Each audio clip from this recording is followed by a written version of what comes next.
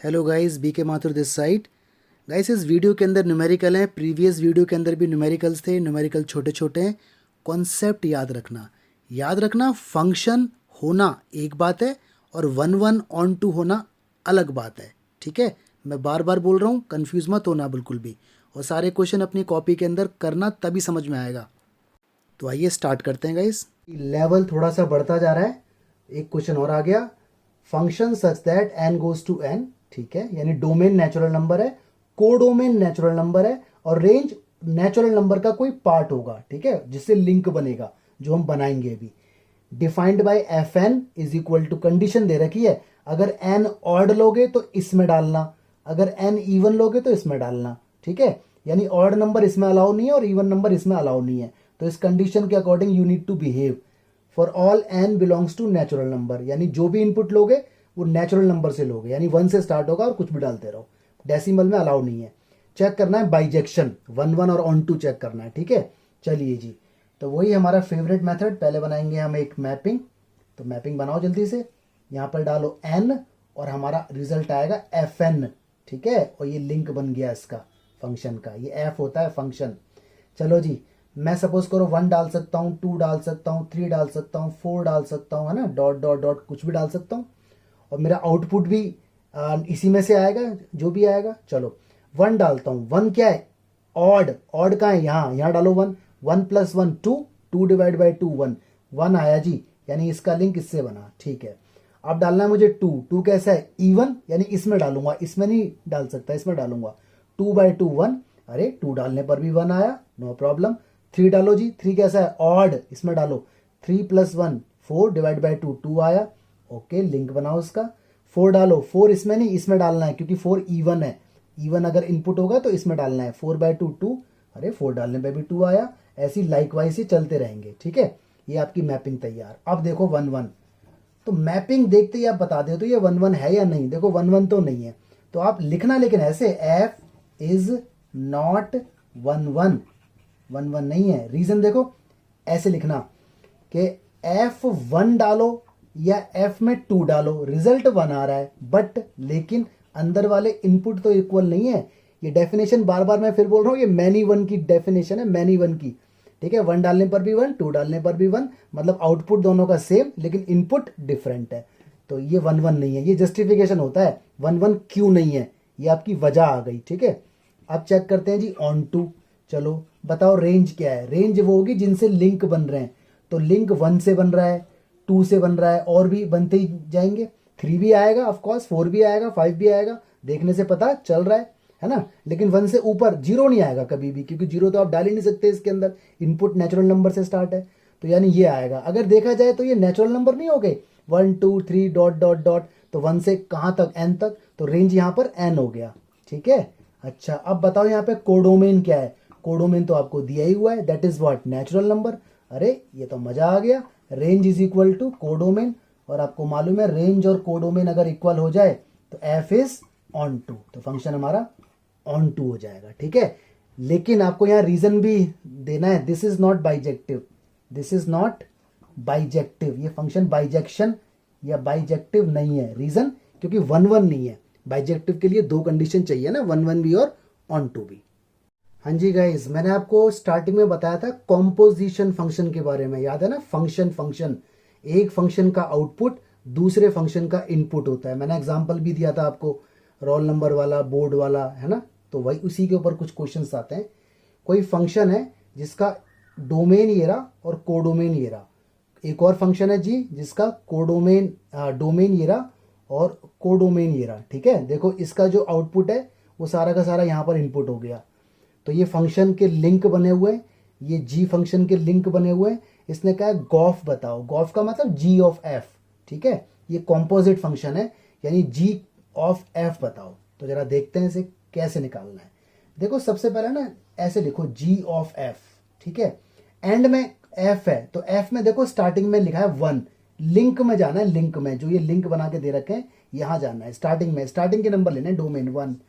फिर देखो गॉफ लिखो, अगले उसमें जाओ पेयर में, स्टार्टिंग में क्या लिखा है 3, अगले पेयर में जाओ, फिर गॉफ लिखो। यहाँ पर स्टार्टिंग में क्या लिखा है 4, ठीक है। बड़ा आराम से देखना पैटर्न, आगे बढ़ो। जी ओ का मतलब होता है ऑफ, यानी इसे ऐसे बोलेंगे जी ऑफ F1, और ऑफ का मतलब ब्रैकेट होता है, ये तो आपने बचपन में ही सीखा होगा, ऑफ का मतलब ब्रैकेट होता है, नहीं पता तो अब बता दिया मैंने।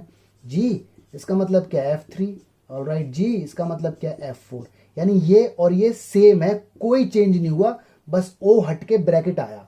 अब आराम से देखो, अब देखो एफ में देखो 1 के आगे क्या लिखा है, फंक्शन में एफ में ये रहा फंक्शन, 1 के आगे 2 लिखा है, तो F1 हट के 2 आ गया, इसका मतलब फंक्शन में 1 डालने पर क्या आउटपुट आया, फंक्शन में 1 डालने पर 2 आउटपुट आया, 1 का लिंक 2 से था तो 2 आ गया।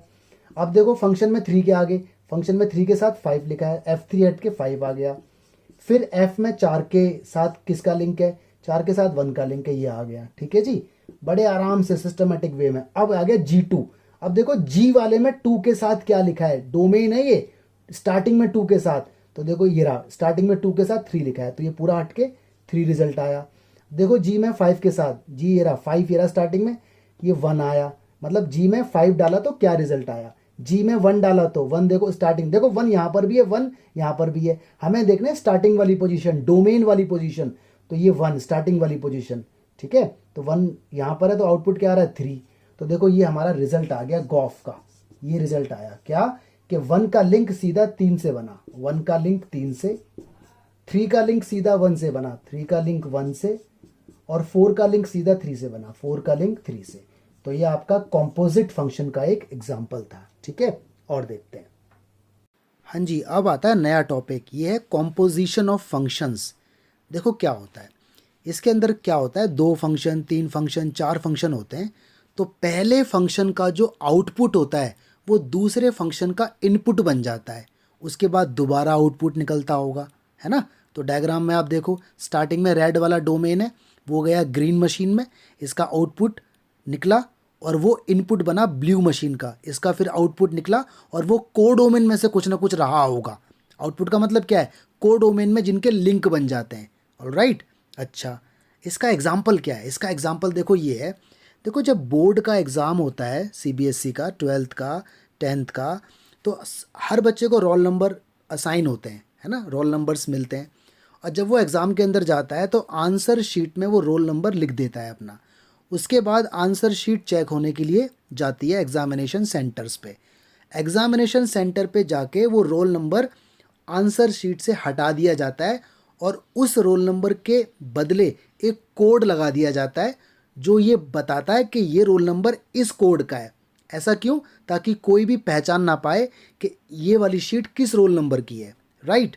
लेकिन जब आंसर शीट चेक हो जाती हैं तो दोबारा से उस कोड को हटा के उस कोड के अगेंस्ट जो रोल नंबर लगाया था वो रोल नंबर दोबारा लगा दिया जाता है। तो देखा, मैपिंग हो गई, मतलब रोल नंबर से कोड लगाया और कोड हटा के दोबारा रोल नंबर, तो इसको मैपिंग बोलते हैं कॉम्पोजिशन फंक्शंस की। ओके, जैसे देखो ये हमारा है, ए कोई फंक्शन है, 1 2 3 4 इनपुट है, और आउटपुट इसका 1 2 3 4 में लिंक बन के आए। फिर जो बी से इनपुट गया सी में और लिंक बन के आए। ठीक है, अगर मैं देखूं और बीच वाले बी को हटा दूं तो नोटिस करने वाली बात, 1 का लिंक 1 से था बी में, और बी में जो 1 था उसका लिंक 2 से था, तो ए और सी में जो लिंक बनेगा वो 1 का 2 से बन जाएगा। ठीक है, तो ये कंपोजिशन ऑफ फंक्शंस होती है। चलो देखते हैं इसके ऊपर न्यूमेरिकल, समझ में आएगा। इसमें क्या होता है, गॉफ निकालते हैं। ये मैंने गॉट लिख दिया गलती से, GOT, ये गॉफ है। गॉफ, फॉग, होगॉफ, फोगॉफ, इस तरह से होता है। होगॉफ का मतलब 3 कॉम्पोजिशन फंक्शन। क्वेश्चन आपके सामने, ठीक है, देखो देखते ही भयानक सा क्वेश्चन लग रहा है। Show that if f such that R - 7/5 goes to R - 3/5। इसका मतलब समझें, इसका मतलब है डोमेन कोई भी रियल नंबर डालो लेकिन 7/5 नहीं लेना इनपुट। ऐसे ही आउटपुट कुछ भी आएगा लेकिन 3/5 कभी आएगा ही नहीं, चाहे कुछ भी डाल लो। ठीक है, एफ आपको दिया हुआ है। ऐसे ही G such that R - 3/5 goes to R - 7/5। इसका मतलब भी यही है, डोमेन कुछ भी डाल सकते हैं 3/5 को छोड़कर, और आउटपुट कुछ भी आएगा 7/5 को छोड़कर। आपको GX दिया हुआ है। ठीक है, इसने कहा है फॉग निकालो। फॉग क्या होता है, आइडेंटिटी फंक्शन इन ए का मतलब सेट ए, और गॉफ क्या होता है, आइडेंटिटी फंक्शन इन बी का मतलब सेट बी। ठीक है जी, यहाँ इसने ए बता दिया है क्या है, R - 3/5, बी बता दिया है, और इसने कहा है आई ए का आंसर एक्स आना चाहिए, आई बी का आंसर एक्स आना चाहिए, तब इनको आइडेंटिटी फंक्शन कहा जाएगा। आप ये बात शो करो, मतलब हमें गॉफ और फॉग दोनों का आंसर एक्स लेके आना है। ठीक है, चलिए गॉफ और फॉग क्या होता है मैंने अभी अभी आपको बताया है, कॉम्पोजिट फंक्शंस। जी ऊपर देखिए क्वेश्चन कितना भयानक लिखा हुआ है, तो क्वेश्चन को देखने से डरो मत। ऊपर साफ साफ लिखा हुआ है f such that r minus 7/5 goes to r minus 3/5। इसका मतलब क्या है, कोई फंक्शन है जिसका इनपुट कोई भी रियल नंबर होगा लेकिन 7/5 नहीं होगा, क्योंकि 7/5 अगर आप यहाँ डालोगे ना 7/5 तो 5 से 5 कट हो जाएगा, बचेगा 7, 7 माइनस 7 0, तो मतलब फंक्शन नॉट डिफाइन हो जाएगा। ठीक है, और आउटपुट क्या है इसका, कोडोमेन क्या है, कोई भी रियल नंबर होगा लेकिन 3/5 नहीं होगा। तो ये कंडीशन दी हुई है, इनसे कोई मतलब नहीं है आपको फिलहाल। और इसने कहा है fog is equal to I A, ऊपर देखो लिख रहा है fog is equal to I A और gof is equal to I B. आई यहाँ पर आइडेंटिटी फंक्शन है, तो हमें शो करना है ये दोनों आइडेंटिटी हैं। आइडेंटिटी का मतलब फॉग का और गॉफ का आंसर सेम आएगा। ठीक है, तो जरा देखते हैं। आइडेंटिटी का मतलब वैसे होता है फॉग का आंसर ए के लिए सेम आएगा, गॉफ का आंसर बी में सेम आएगा। ए और बी यहाँ पर दो सेट हो सकते हैं। चलिए पहले फॉग निकालते हैं, तो बड़े आराम से देखना इसे, फॉग। चलो जी फॉग निकालते हैं। इसका मतलब है एफ ब्रैकेट में जी एक्स। ठीक है, क्योंकि जी थोड़ी कुछ है, एक्चुअल में तो जी एक्स है। ओ का मतलब क्या होता है, ऑफ यानी ब्रैकेट। बड़े आराम से बढ़ो, f as it is, g x का ये रहा 7x + 4 अपॉन 5x - 3, ये जी एक्स की वैल्यू है। बड़े आराम से, ठीक है, पेशेंस के साथ। अब देखो एफ, ये पूरा एफ है। देखो यहाँ पर एक्स है तो देखो यहाँ भी एक्स और यहाँ भी एक्स। अगर यहाँ होता है इंडिया तो यहाँ भी इंडिया, यहाँ भी इंडिया, 3 इंडिया + 4 5 इंडिया - 7। यहाँ होता मोमोज तो 3 मोमोज + 4 5 मोमोज - 7। तो यहाँ x की जगह, इसकी जगह ये पूरा बड़ा वाला ब्रैकेट डालना है, तो यहाँ हो जाएगा 3 और ये पूरा ब्रैकेट +4 अपॉन 5, ये पूरा ब्रैकेट -7। तो इस पूरे को इसके अंदर पुट कर दो, तो 3x की जगह इतना बड़ा bracket, no problem, we can solve this, +4 whole upon, patience रखना है आपको, 7x + 4 अपॉन 5x - 3 -7। चलिए जी आगे एलसीएम वगैरह लो। तो आप देख रहे हो इधर इसके अपॉन 1 मानो, इसके अपॉन 1 मानो, 3 की मल्टीप्लाई तो इस ब्रैकेट में हो जाएगी और ये एलसीएम हो जाएगा।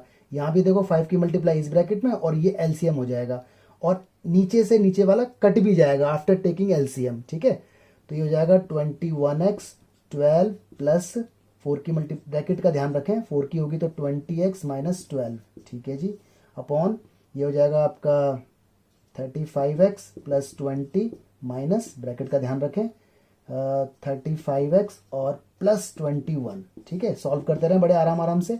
देखो ऊपर क्या है, 12 से 12 कट, 21 और 20, ये 20 है छोटा सा जो लग रहा है, ये 41x हो गया। नीचे जब माइनस अंदर जाएगा तो ये तो बोल रहा है मुझे तो काटो, और 20 और ये माइनस का था, ये माइनस का था गाइस। ठीक है, तो प्लस का हो गया 41, 41 से 41 कटा, रिजल्ट आया कितना, x।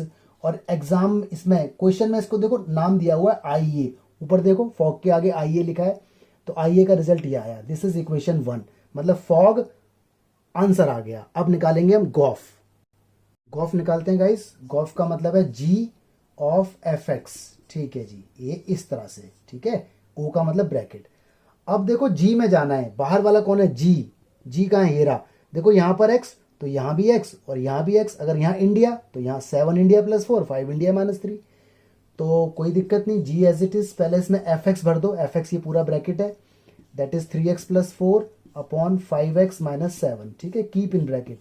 चलो जी बड़े आराम से, अब जी में जाओ, जी पूरा ये रहा, इसमें जहां जहां एक्स है वहां पूरा बड़ा वाला ब्रैकेट फिट कर दो, तो 7 3x + 4 upon 5x - 7 plus 4 whole upon 5 3x + 4 upon 5x - 7 और माइनस का 3। ठीक है, सॉल्व करते हैं, इसके अपॉन 1, इसके अपॉन 1 और कीप इन ब्रैकेट। चलो एलसीएम लेंगे तो 7 की मल्टीप्लाई इसमें होगी और इसकी इसमें, इसकी इसमें, 5 की इसमें होगी, इसकी इसमें, इसकी इसमें, और नीचे ये कट भी जाएगा, तो ये आएगा 21x + 28 कीप इन ब्रैकेट, और 4 की इसमें होगी तो होगी 20x - 28 और राइट होल अपॉन, ये आएगा 15x + 20 ब्रैकेट माइनस 3 की इसमें होगी तो 15x - 21 ऑल राइट। 28 से 28 कैंसिल, 41x हो गया, माइनस अंदर जाएगा, 15 से 15 कैंसिल, ये भी 41। रिजल्ट क्या आया, x। और देखो इसको नाम दिया हुआ ऊपर आई बी, ऊपर देखो लिखा हुआ है identity in b, equation number 2। तो आप यहाँ पे देख सकते हो कि जो फॉग है और फॉग एंड गॉफ दोनों के आंसर एक्स आए हैं, तो आर आइडेंटिटी फंक्शन, दोनों के दोनों आइडेंटिटी फंक्शन प्रूफ हो गए क्योंकि दोनों के रिजल्ट सेम आए हैं आईए और आईबी में। ठीक है, ऐसे होता है ये क्वेश्चन। तो क्वेश्चन को देख के डरो मत, आराम से सॉल्व करना सीखो। जब सीख जाओगे तो बड़े प्यार से क्वेश्चन होंगे। हाँ जी, देखो इस क्वेश्चन के साथ आप फंक्शन को 1-1 प्रूव करने की नई टेक्निक सीखोगे मैपिंग के अलावा। मैपिंग तो हम सीख चुके हैं, ठीक है, मैपिंग के अलावा। और इसमें इनवर्स निकालना भी सीखोगे। ध्यान रखना, मैं आपको बातें बताने वाला हूं। तो जरा देखते हैं इसका सॉल्यूशन। फंक्शन हमारा इस तरह से है कि डोमेन -1 से 1 तक डालना है, ठीक है, और ये हमारा कोडोमेन है, फंक्शन वो दिया हुआ है, प्रूफ करना है ये 1-1 है। ऑन टू की बात नहीं कर रहा तो हम भी बात नहीं करेंगे। इसके बाद इसने कहा इनवर्स निकालो। इनवर्स निकलवा रहा है तो उसका मतलब ऑन टू तो ये होगा, क्योंकि इनवर्स तो तभी निकलेगा जब ऑन टू भी होगा, लेकिन हमें निकाल के नहीं दिखाना क्योंकि इसने बात नहीं की। ठीक है, आने वाले क्वेश्चंस में हम बात उसकी भी करेंगे। ये कंडीशन दे दी इनवर्स के लिए, मतलब यही है, कोई दिक्कत नहीं। तो देखो पहले हमारे पास फंक्शन ये रहा x/x+2। अब मैं आपको बता रहा हूं 1-1 प्रूफ करने की एक और टेक्निक, ये बड़ी इंपॉर्टेंट है, ध्यान रखना है। देखो हम लोग ना लेट कर लेते हैं कि fx1 = fx2, ऐसा मान लेते हैं हम, क्योंकि मैंने कहा था 1-1 प्रूफ करने के मेथड या तो इक्वल दोनों हो या इक्वल ना हो। तो आपकी मर्जी, आप नॉट इक्वल भी लगा सकते हो। ठीक है, बोथ मेथड्स आर अलाउड। तो ये मान लिया। मैपिंग के थ्रू भी हो जाएगा, लेकिन थोड़ा सा टाइम कंज्यूमिंग हो जाएगा, उसमें ज़्यादा वैल्यूज पुट करनी पड़ेंगी। तो ये भी आपको आना चाहिए, ये भी एक इसेंशियल पार्ट है इसका। तो चलो जी, इसके अंदर जहाँ जहाँ x है वहाँ x1 भर दो। तो ये आ जाएगा x1, यहाँ x1+2, यहाँ x2 भर दो अब की बार, ये हो जाएगा x2, ये हो जाएगा x2+2। बोलो समझ आया नहीं आया?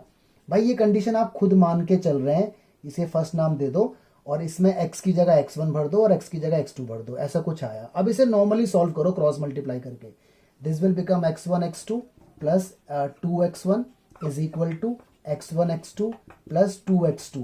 आपने देखा ये दोनों तो गए, ठीक है, बचा हमारे पास 2x1 is equal to 2x2 और ये भी आई बो काटा, तो x1 is equal to x2 आ गया। अरे वाह, मजा आ गया।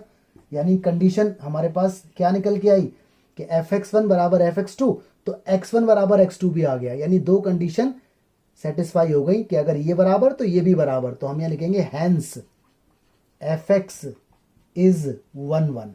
तो ये भी एक टेक्निक है, आपको याद रखनी है। एक तो मैपिंग वाली और एक इक्वल इक्वल वाली, और एक नॉट इक्वल भी लगा सकते थे। अगर आप not equal not equal not equal not equal not equal लगा के चलते तब भी तो प्रूव हो जाता। ठीक है, तो ये याद रखना। अच्छा, अब इसने कहा इनवर्स निकालो। अब मेरी बात ध्यान से देखना। देखो इनवर्स निकालने के लिए हम क्या करते हैं, कोई छोटा स्मॉल वाई मानते हैं जो बिलोंग करता है कैपिटल वाई को, और यहाँ लिख देते हैं कैपिटल वाई इज कोडोमेन। ऐसे करके हम लिख के यहाँ पर चलते हैं, ये बात याद रखना। ठीक है, स्मॉल वाई मानते हैं जो बिलोंग करता है कैपिटल वाई को, और कैपिटल वाई क्या होता है, कोडोमेन। तो यहाँ पे कैपिटल वाई जो है वो रियल नंबर है इस टाइम। ठीक है, तो यहाँ कैपिटल आर भी लिख सकते थे, कोई दिक्कत नहीं। ये आपको लिखना ही लिखना है स्टेटमेंट। अब इसका मीनिंग क्या है, थोड़ा सा होल्ड करो। अब पूरे क्वेश्चन को ना स्मॉल वाई का नाम दे दो, ये रहा। अब मैं इसका मतलब बताता हूं आपको। इसका मतलब ये है कि इसमें एक्स की वैल्यू कुछ भी डालो, आउटपुट तो वाई आएगा, और जो आउटपुट वाई आएगा वो क्या होगा, वो कोडोमेन का ही तो पार्ट होगा। तो ये मतलब है इसका, है ना। फिर ध्यान से सुनो, एक्स की वैल्यू कुछ भी डालो, आउटपुट तो स्मॉल वाई आएगा, और जो स्मॉल वाई होगा वो रियल नंबर का ही तो पार्ट होगा, क्योंकि रेंज क्या होती है, कोडोमेन के अंदर जो लिंक बनते हैं, तो ये लिंक बन के आ रहा है, इसलिए इसको ऐसा लिखा जाता है। तो ये बात आप याद रखना हमेशा के लिए। अब इनवर्स निकालना है। इनवर्स का मतलब है, अभी देखो हमारा question in terms of x है, तो कुछ भी करके से इन टर्म्स ऑफ वाई बना दो, पूरे क्वेश्चन को वाई की फॉर्म में कन्वर्ट कर दो, तो वो इनवर्स कहलाएगा। तो 1 मान के क्रॉस मल्टीप्लाई कर देते हैं, y x plus 2y is equal to x. एक काम करते हैं, सारे एक्स वाले टर्म इधर ले आते हैं, y x minus x is equal to 2y, minus का हो गया ये। ठीक है, इधर कॉमन ले लो x, तो y माइनस कुछ ऐसा हो जाएगा, तो x की वैल्यू आ जाएगी -2y और y -1। और अगर मैं यहां से माइनस कॉमन ले लूँ तो माइनस से ये वाला माइनस कट जाएगा, ये वाला माइनस। ठीक है, तो मेरा आंसर आएगा 2y upon Y 1 minus Y. ठीक हो गया, ठीक है।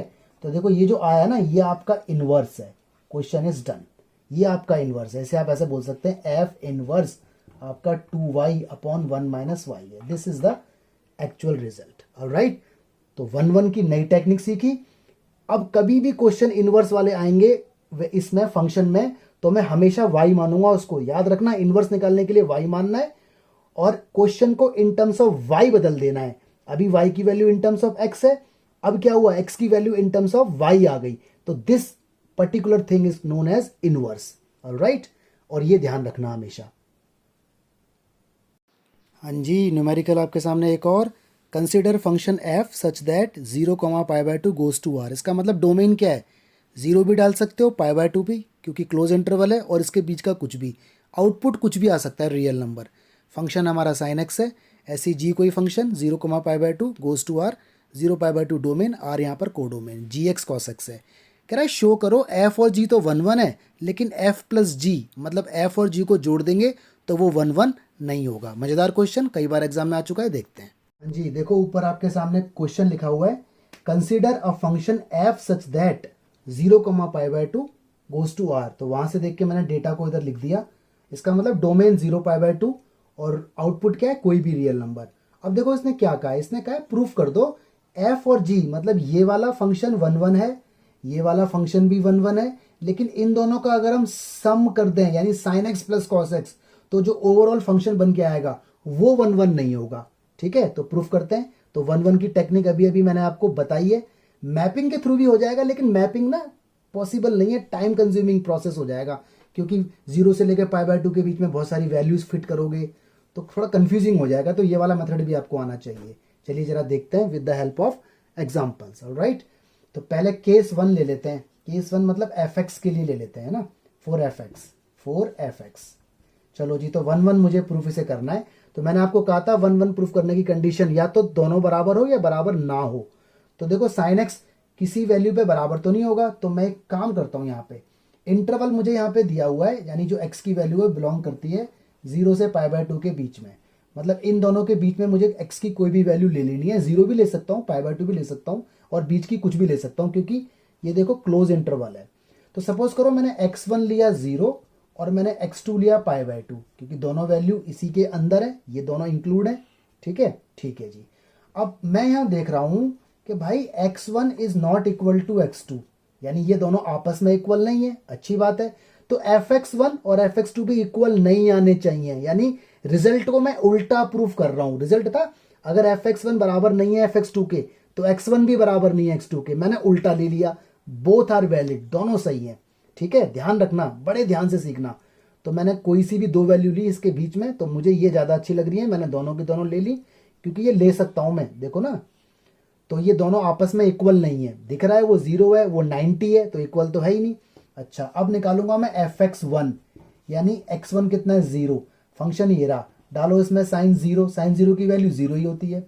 अब निकालूंगा मैं fx2, यानी x2 की वैल्यू कितनी है π/2, 90 डिग्री, तो इसमें डालो π/2, sin π/2 कितना होता है 1। अरे मजा आ गया, fx1 बराबर नहीं आया fx2 के, क्योंकि वो 0 है और ये 1 है, यानी कंडीशन सेटिस्फाई हो गई। इसका मतलब fx इज 1 1, ये फंक्शन 1 1 है। क्यों, ये भी इक्वल नहीं और ये भी इक्वल नहीं। अगर मान लो ये इक्वल होते और ये भी इक्वल होते तो भी 1 1 होता, अगर ये इक्वल होते और ये इक्वल ना होते तो नहीं होता 1 1। ठीक है, याद रखना, कंफ्यूज मत होना, या तो बराबर दोनों हो या ना हो। ठीक है, ऐसे करेंगे अब gx को जी। तो देखिए सेम केस 2 मैंने लिया gx के लिए, x की वैल्यू 0 π/2 के बीच में, या ये भी इंक्लूड हो सकती है। तो सेम प्रोसीजर मैंने यहाँ पे लगाया, तो ये वाला आप खुद कर लेना, मैंने आपके लिए करके रख दिया है। अब ले रहा हूं मैं केस थर्ड। हाँ जी, अब मैंने लिया केस थर्ड, तो अगेन सेम प्रोसीजर, यहाँ पर भी मैंने x1 लिया, सपोज करो 0, वही लूंगा जो मुझे दिया हुआ है। x2 मैंने लिया π/2, कुछ और भी वैल्यू ले सकते हो, लेकिन इंटरवल के बीच में, तो कुछ और क्यों लेना जब आसान वैल्यू है तुम्हारे पास। तो देखो x1 इक्वल नहीं है x2 के, अच्छी बात है जी। अच्छा, अब निकालते हैं ये f प्लस जी और x1 डालते हैं इसमें, यानी f प्लस जी, x1 कितना है 0, तो 0 इसके अंदर डालो, क्या बनेगा sin 0 plus cos 0, sin 0 0, cos 0 1, answer मेरा 1 आया। ठीक है, अब निकालता हूं मैं f प्लस जी x2, तो f प्लस जी में डालो x2 मेरा कितना है π/2, डालो इसके अंदर, तो ये बनेगा sin π/2 plus cos π/2, sin π/2 1, cos π/2 0, answer आया 1। ये तो गजब हो गया। f plus G x1 equal आ गया F plus G X two के, जो नहीं आना चाहिए था, तो ये इक्वल आ गया। देखो x1 और x2 इक्वल नहीं है, लेकिन इनके आउटपुट इक्वल आ गए, तो इसका मतलब साफ हो गया क्या कि f plus g is not 1 1। तो देखो ऐसा भी होता है। इससे आप एक बात सीख गए कि अगर fx और gx 1 1 है तो जरूरी नहीं है उनका सम 1 1 हो। सीख गए ना आप एक बात। तो ऐसे इसको आपको सॉल्व करना था, डरना नहीं था। हाँ जी, तो कॉम्पोजिट फंक्शन के दो पार्ट और देखो। तो मैं आपको बताता हूँ, पहले बताता हूँ सेकंड का फर्स्ट पार्ट, ठीक है। चलो सेकंड का फर्स्ट पार्ट बताता हूँ। आपको fx दिया हुआ है मॉड्यूलस x और gx आपको दिया हुआ है मॉड्यूलस 5x माइनस 2, ठीक है। मुझसे इसने पूछा है गॉफ, तो मैं गॉफ निकालता हूँ। g ऑफ का मतलब fx हो गया, ठीक है। g fx मेरा कितना है मॉड्यूलस x, ये हो गया। अब देखो g में जाना है, g कहाँ है, ये रहा g पूरा। इसमें देखो ये यहाँ x है, इसकी जगह ये भर दो पूरा, तो मॉड्यूलस 5 x की जगह मॉड्यूलस x माइनस 2, बस मेरा आंसर आ गया। अब मुझे निकालना है फॉग, तो f ऑफ gx ये हो गया इसका मतलब। g ये सॉरी बाहर क्या है f, gx का है, gx मेरा ये रहा मॉड्यूलस 5x माइनस 2, ठीक है। अब मुझे f में जाना है, f का है ये रहा, देखो यहाँ x है, इस x की जगह ये पूरा भर दो, तो ऑलरेडी एक मॉड्यूलस है, तो मॉड्यूलस के अंदर फिर एक मॉड्यूलस 5x माइनस 2 ऐसे। लेकिन पीछे आंसर ना एक ही मॉड्यूलस है। अरे दो दो मॉड्यूलस का मतलब थोड़ी है यार। देखो इसके अंदर का जो रिजल्ट आएगा वो पॉजिटिव आएगा, और पॉजिटिव है एक और मॉड्यूलस अगर लगा देंगे तब भी तो पॉजिटिव ही रहेगा। तो ऐसे करके लिख देना या ऐसे लिख देना, बात एक ही है।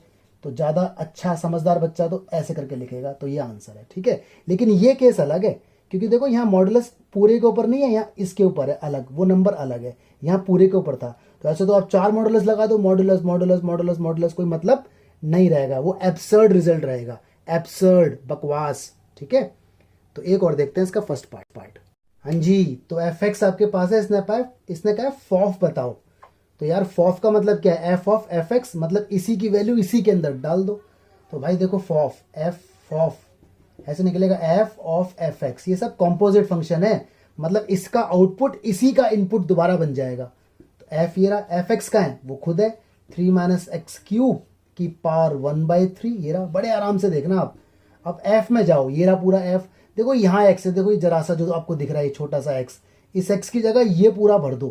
तो देखो बड़े आराम से 3 ये रहा माइनस, ये क्या है x, इसकी जगह ये सारा आएगा 3 माइनस एक्स क्यूब की पावर 1/3, ये आ गया है ना। और देखो इसकी पावर भी 3 है, इसकी भी 3, और देखो होल कितना है 1/3, इसकी पावर होल 1/3। बोलो समझ आया नहीं आया।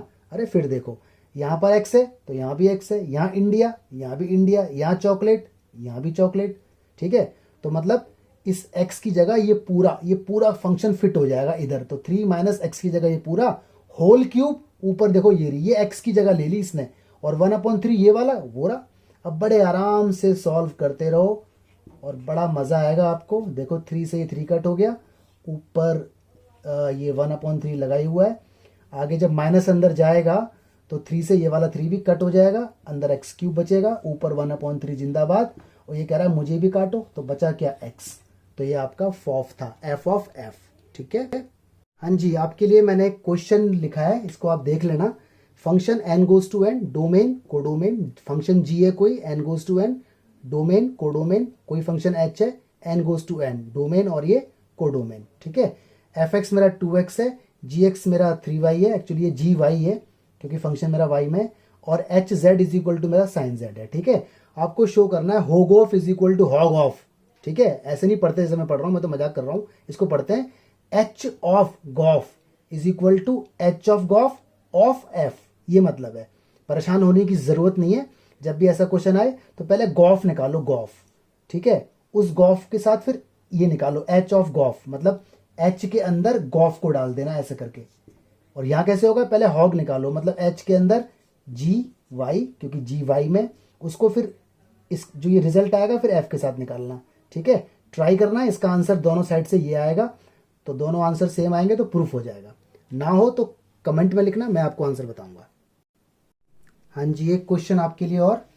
फंक्शन है ये डोमेन कोडोमेन, एक फंक्शन g, ये डोमेन और ये इसका कोडोमेन। डिफाइंड ये है, फंक्शन में 1 डाल रहे हैं तो a, मतलब पेयर बनेगा 1a 2b और 3c, और यहाँ पे बनेगा ए एक्स बी वाई और सी जेड, ये एफ है ये जी है।